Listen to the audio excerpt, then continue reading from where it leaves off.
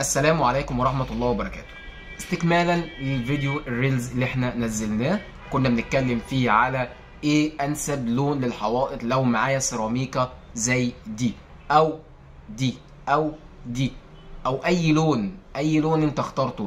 ازاي اصلا بنسق فكرة لون الحوائط على الارضية اللي عندي، وهل الارضية دي المعيار بتاعي اللي انا المفروض بختار عليه لون الحوائط، ولا ده عامل من ضمن 3-4 عوامل؟ بصراحة واكون في مصداقية معاك، ده عامل من ضمن كذا عامل تاني ممكن يخليك. فلون الأرضية ده هو العامل من ضمن عوامل تانية بنختار على أساسها اللون، ولكن هو يعتبر عامل بس بنسبة 50% ممكن يحدد لي على الأقل التون، مش الدرجة اللي ممكن اختارها. طيب ايه بقى العوامل التانية اللي ممكن تأثر معايا بقى في اختيار اللون؟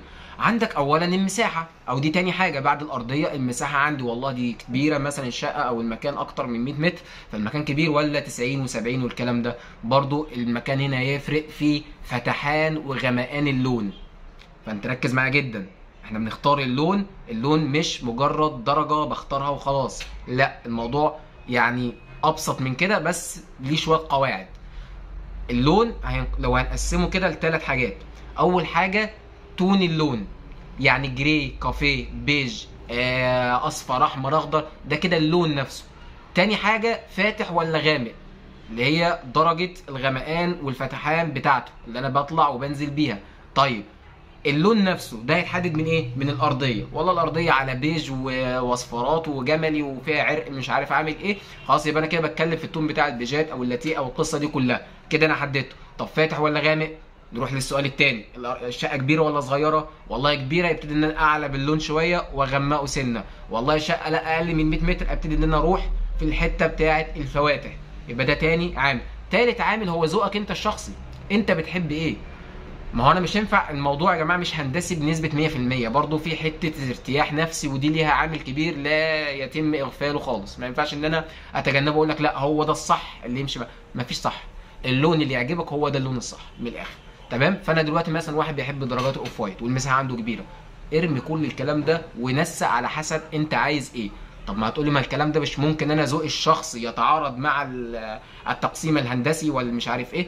مستحيل. ليه؟ لان احنا اصلا التقسيم الهندسي والحاجات دي كلها تم اختراعها عشان توظف لك افكارك وتقعد في مكان مستريح. فشوف انت عايز ايه وهنترجمه لحاجه مناسبه وينفع ان هي تتعمل. فحضرتك مثلا خلاص انت بتحب درجات الاوف وايت، هرجع برضو لنفس الاسئله عادي جدا، اقول لك لون الارضيه عندك لون ايه؟ لون كذا. خلاص يبقى انسب درجه اوف وايت انت عايزها هتبقى كذا. يبقى انا ما طلعتكش بره الحته اللي انت عايزها. لا انا بحب درجات اللاتيه والفانيلا لاتيه ومش عارف ايه. طيب تعالى نسال ندردش كده مع بعض شويه. المساحه عندك قد ايه؟ طب هيناسبك الفانيلا تسيبها كامله ولا ممكن نخف اللون شويه عشان المساحه صغيره؟ فابتدي اخد ودي معاك، اعرف نوصل لافضل نتيجه ممكنه يمكن ان احنا او نحققها يعني، او نوصل بيها. فدي انا بديك معايير عشان انا عارف مش هينفع ان انا كل لون سيراميكا زي كده ولا زي كده او اعمل لك لها فيديو واقول لك ده انسب حاجه ليها. انت كده ايه؟ مش حته التلقين بس دي مش بتنفع. الاحسن ايه؟ اللي هو علمني سمكه ولا يعلمني سمكه ايه؟ علمني كيف اصلا. المهم انتوا عارفينه يعني. فانا بعلمك بقى انت ازاي تصطاد براحتك. ده بتشوف مثلا اللون اللي انت عايزه يا باشا وتنسقه بالشكل الافضل ليك وللمكان واللي ماشي. تالت حاجه بقى واهم حاجه برضو معانا، وهي الوان الفرش. وهنا احنا لما بنيجي نختار الوان الفرش او لون ارضيه بنشوف انهي اكتر ونخليه رقم يعني اخر حاجه. يعني ايه الكلام ده؟ يعني دلوقتي مثلا عندي الوان الحوائط، عندي الوان الارضيات، عندي الوان الفرش، عندي الوان الستاير، عندي مش عارف ايه وايه وايه. ايه اكتر حاجه سهل ان انا اجيبها؟ الوان الحوائط لكثره الوانها ولتعدد كرتلاتها والكتالوجات بتاعتها، وتقدر انت تنسق اي درجه انت عايزها بالشكل اللي انت عايزه. الدرجات يعني 3000 لون و17000، قصه كبيره. طيب هل درجات الفرش عندك متاحه بنفس الشكل ده؟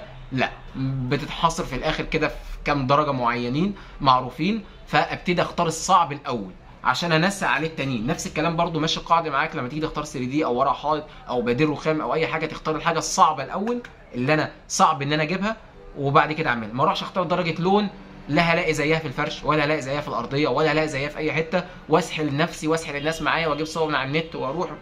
تخشش في الدايره دي اصلا. انت شوف الفرش بتاعك الاول، شوف الستاير بتاعتك الاول، شوف الارضيه بتاعتك الاول، شوف بقى ايه اللون اللي يمشي مع القصه دي كلها. تلاقي نفسك بمنتهى البساطه بتعمل حاجه روعه جدا، حاجه مظبوطه. انا هنا خدوا بالكم من حاجه، ان انا هنا مش بحاول ان انا اديك معلومه، انا بعرفك ازاي تعرف تعملها، لان انا عندي ايمان 100% ان انسب واحسن حد هينسق المكان عندك هو انت، بس تفهم التريكات بتاعته مش اكتر. كل اللي انت محتاجه تعرف بس كام مبدأ صغيرين بحيث ان الشكل في الاخر يطلع شيك. انت احسن واحد، لان الموضوع عندك بيبقى طالع باحساس ان ده مكانك. دي حاجه عمرك ما هتعرف تزرعها في مهندس ولا في نقاش ولا في اي حد. كل الناس دي بتعمل شغلها، مش فارق معاه الشكل النهائي. بيعمل شغل عشان فارق معاه ماديا، لازم يعمل حاجه محترمه والكلام ده، بس حته السنس دي بتبقى طالعه منك انت، فانت احسن حد يعمل المكان بتاعك. اتمنى ان الفيديو ده يكون افادكم زي الفيديوهات طبعا كلها اللي بتفيدكم. فتعملوا اشتراك في القناه وتفعلوا زر الجرس، لو بتتفرج عليها على اليوتيوب، بتتفرج عليها على الفيس، اعملوا فولو للصفحه وتابعونا دايما، هتاخد كل معلومه من ارض الواقع. السلام عليكم ورحمه الله.